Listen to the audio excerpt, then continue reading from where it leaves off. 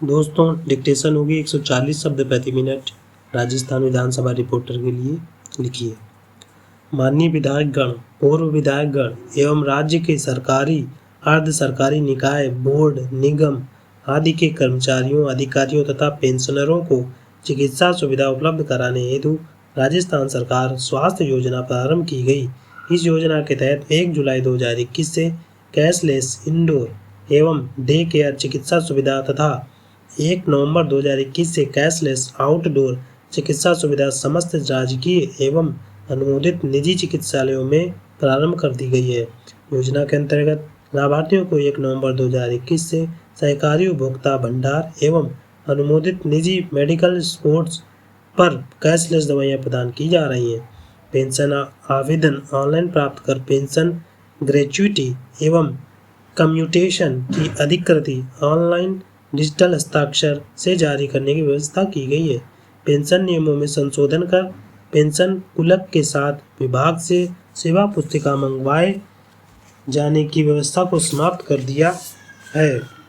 Pension भुगतान की कंप्यूटरीकृत व्यवस्था के तहत पेंशनर के बिल ऑटोमेशन को ई-कुबेर सॉफ्टवेयर के माध्यम से करने की व्यवस्था शुरू की गई है। राज्य सरकार के कार्मिकों के वेतन बिलों, एनपीएस कटौतियों के बिलों, सीआरए को राशि हस्तांतरण, टेलीफोन व पत्र पत्रिकाओं के व्यय पुनर्भरण की ऑटोमेशन प्रारंभ कर दी गई है। इस सत्र में निम्नांकित विधायी कार्य के साथ साथ अन्य विधायी और वित्तीय कार्य संपादन हेतु आपके समक्ष विचारार्थ रखे जाएंगे।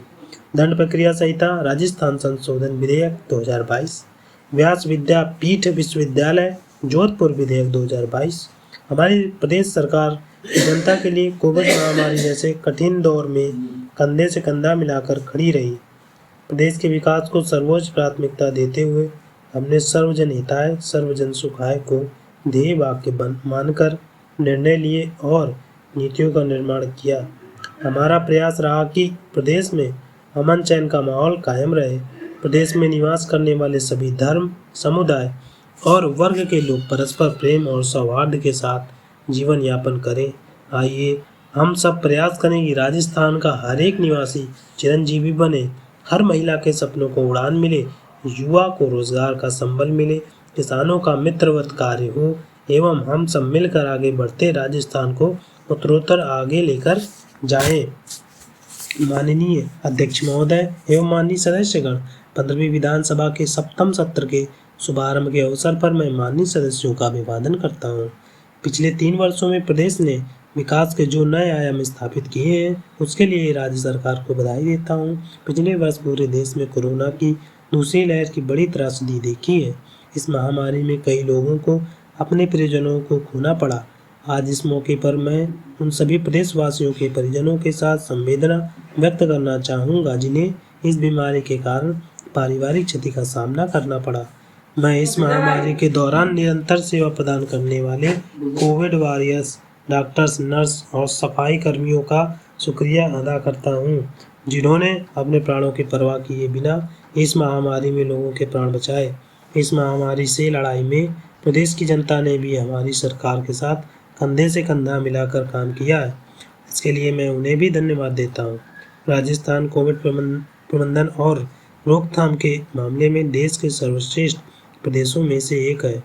हमारे नवाचारों और प्रतिबद्धता की वजह से राज्य सरकार ने प्रदेश को कोविड मैनेजमेंट में रोल मॉडल की तरह स्थापित किया है।